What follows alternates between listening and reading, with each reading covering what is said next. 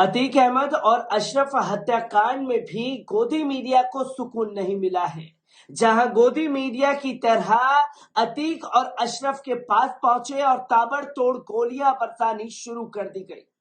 ये लाइव मंजर जो है दुनिया ने देखा, जिसका लाइव टेलीकास्ट बकायदा नेशनल टेलीविजन पे किया गया, जिसकी तस्वीरें जिसने भी देखी तो हर कोई दहल गया कि आखिरकार कितनी लच्चर व्यवस्था है उत्तर प्रदेश पुलिस प्रशासन की, उत्तर प्रदेश सरकार की। पर इन पर सवाल पूछने के बजाय गोदी मीडिया जो है वो ये दिखाने पर उतारू है कि दुबई भागी शाइस्ता परवीन, भूटान भागी शाइस्ता परवीन, मस्जिद में छुपी है शाइस्ता परवीन। और तो और अतीक अहमद और अशरफ अहमद की तरह ही होगा शाइस्ता परवीन का काम तमाम।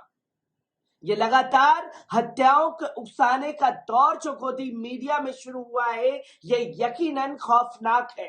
पर मामला सुप्रीम कोर्ट पहुंच चुका है, उस पर बात की जानी चाहिए। पर यहां शाइस्ता परवीन के ऊपर गोदी मीडिया का कैमरे का फोकस बन गया है, जहां हुकूमत से सवाल पूछना चाहिए कि आपकी जिम्मेदारी थी कि अतीक अहमद और अशरफ अहमद के साथ ऐसी किसी घटना को अंजाम ना दिलाया जाए। पर आपकी पुलिस की मौजूदगी में इतने बड़े हत्याकांड को अंजाम कैसे दिया गया?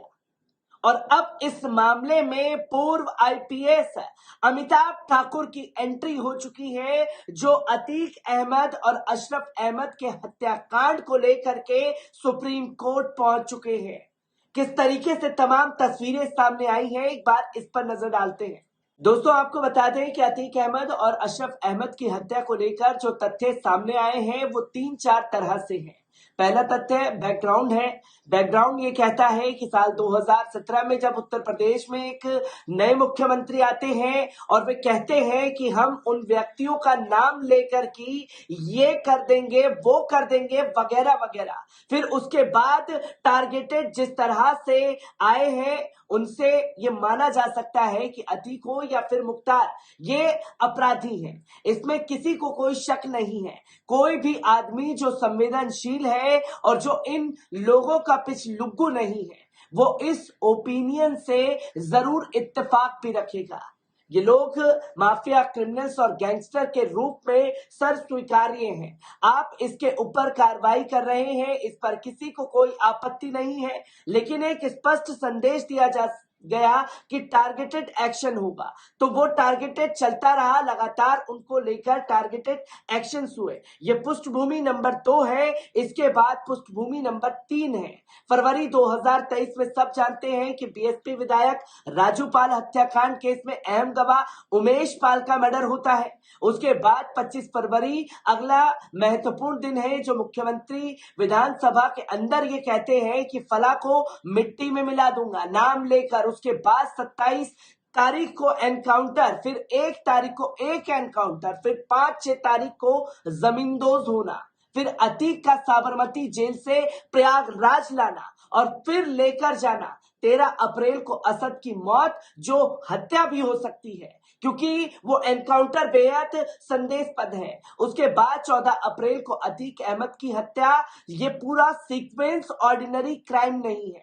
पुलिस कस्टडी में जिस व्यक्ति को लेकर ये ढिंडोरे पीट रहे हैं कि हमारी कानून व्यवस्था ऐसी है, जैसे शोले फिल्म के डायलॉग देता था कि असरानी की परिंदा भी पर नहीं मारेगा, तो ये भी 24 घंटे ये कहते हैं कि परिंदा भी पर नहीं मारेगा, जबकि परिंदे दरिंदे वही घूम रहे हैं। अतीक का मर्डर रात पोषित हो सकता है, इसके बड़े बड़े लोग शामिल हो सकते हैं। पॉलिटिकल और एक्सट्रीमिस्ट माइंडेड की पूर्ति के लिए यह हत्या की गई हो सकती है।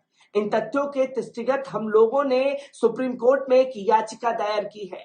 इन स्थिति में राज्य सरकार और राज्य की पुलिस निष्पक्ष जांच नहीं कराई जा सकती है, इसलिए इसकी जांच सुप्रीम कोर्ट या फिर हाई कोर्ट की दिशा निर्देश में ही होगी। इसकी जांच कराई जाए। कॉमन रेस ये कहती है कि पॉलिटिकल मोटिव बहुत स्ट्रांग है। हो सकता है 2022 का चुनाव देखा जाए, 2022 के चुनाव में कॉन्टेक्ट फैक्टर हो गए हैं। इन नाम पर हर व्यक्ति के लिए यूनिवर्सल नाम हो गए थे, क्योंकि पॉलिटिकल में सिंबलिज्म अहमियत है। वोट का बहुत महत्व है। वोट के लिए किसी भी तरह की डिवीजन करना या फिर मैसेज देने का बहुत अधिक आवश्यकता है। इसलिए इस बात की प्रबल संभावना है कि राजनीतिक इसकी एक बड़ी वजह हो सकती है। उस व्यक्ति को जिसकी हत्या हुई, उस मामले में जो व्यक्ति पकड़े गए, उनसे 12 घंटे तक पूछताछ की गई। इस दौरान जो भी ऊट पटांग उसने कहा हो या फिर पुलिस ने लिखाया हो, एफआईआर आप पढ़िए।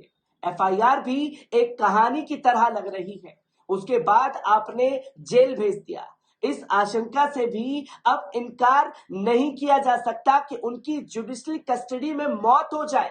इसलिए इस मामले में षड्यंत्र की गहरी जड़ें होने की स्थिति से इनकार नहीं किया जा सकता। बाकी सच या फिर झूठ का पता जांच से चल जाएगा, लेकिन ये मात्र फेलियर नहीं दिखता है। फेलियर अगर होता और बिना किसी मोटिव के होता तो पुलिस कमिश्नर सस्पेंड हो चुके होते। एक दूसरा संदेश लोगों के बीच जाता। यहाँ पर आपने सबको बचा रखा है। ऐसे में एक अजीब स्थिति बनी हुई है। जिस प्रकार से एनकाउंटर हो रहे हैं, नाम लिए जा रहे हैं, मारे जा रहे हैं, ऐसी स्थिति में लगता है कि हम बनाना रिपब्लिक चाह रहे थे। और हो सकता है कि इतना कॉन्फिडेंट होगा कि रटा रटाया इस बार कोर्ट में दबाव बचेगा। राज्य सरकार जवाब से आगे चलकर इस बारे में सोचना होगा। आपको बता दें कि शनिवार को 15 अप्रैल की रात, उस समय लोग आईपीएल मैच देख रहे थे या फिर सोने की तैयारी में थे, तभी धड़ाधड़ न्यूज फ्लैश होने लगी। प्रयागराज में अतीक अहमद और उसके भाई अशरफ को सटाकर गोली मार दी गई। पहली बार लोगों को यकीन ही नहीं हुआ होगा कि क्या सच में ऐसा हुआ है। बहुत जल्द लाइव वीडियो चारों ओर शेयर होने लगे। पुलिस के सुरक्षा घेरे को तोड़कर इस तरह गोली मारकर हत्या किए जाने की घटना से कई सवाल खड़े हो रहे हैं। कई विपक्षी नेताओं ने कोर्ट की निगरानी में पूरे मामले की जांच की मांग तक कर डाली है। इस बीच मामला सुप्रीम कोर्ट पहुंच गया है। दो लोगों ने देश की सबसे बड़ी अदालत का दरवाजा खटखटाया है। सोशल मीडिया पर माहौल पक्ष और विपक्ष में बटा हुआ है। ऐसे में लोग जानना चाहते हैं कि अतीक अशरफ की हत्या के फौरन बाद सुप्रीम कोर्ट पहुंचने वाले वे दो लोग कौन हैं।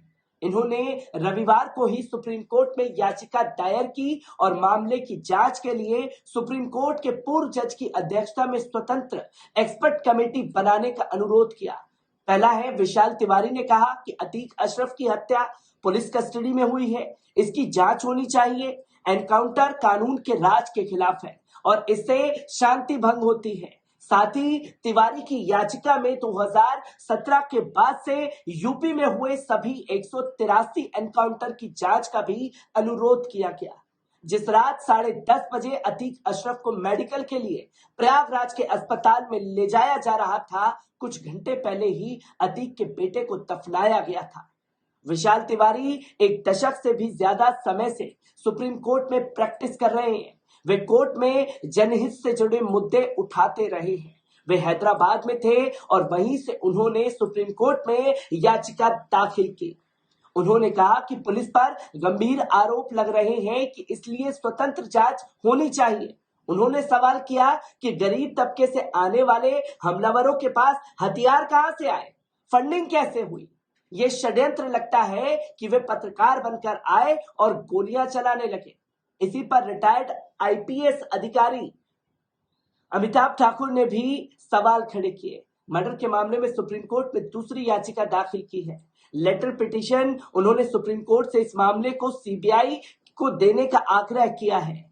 ठाकुर ने एक वीडियो संदेश में कहा है कि जिस प्रकार से यूपी पुलिस ने अब तक इस मामले में लीपापोती की है, हल्के ढंग से लिया है, इससे हत्याकांड के उच्च स्तरीय राज्य पोषित षड्यंत्र होने की स्थिति से इनकार नहीं किया जा सकता। ऐसी स्थिति में इस कांड की यूपी पुलिस द्वारा निष्पक्ष जांच संभव नहीं है और इसके लिए सुप्रीम कोर्ट या हाई कोर्ट के स्पष्ट निगरानी में सीबीआई द्वारा जांच किया जाना आवश्यक है। अमिताभ ठाकुर लखनऊ में रहते हैं और अधिकार सेना नाम से पार्टी चलाते हैं। उन्होंने ट्विटर बायो में लिखा है कि अन्याय, अत्याचार और भ्रष्टाचार के खिलाफ अधिकार सेना है, जो कि पूर्व आईपीएस अधिकारी खुद इस मामले को लेकर के सुप्रीम कोर्ट में पहुंचे हैं, जिस केस में पूरी तरीके से यूपी पुलिस और यूपी सरकार लिपापोती करने का काम कर रही है। अब 24 तारीख को किस तरीके से सुप्रीम कोर्ट इस पर संज्ञान लेता है, यह देखने वाला विषय होगा। हर एक तस्वीर आप लोगों के साथ साझा करता रहूंगा। दीजिए इजाजत, शुक्रिया।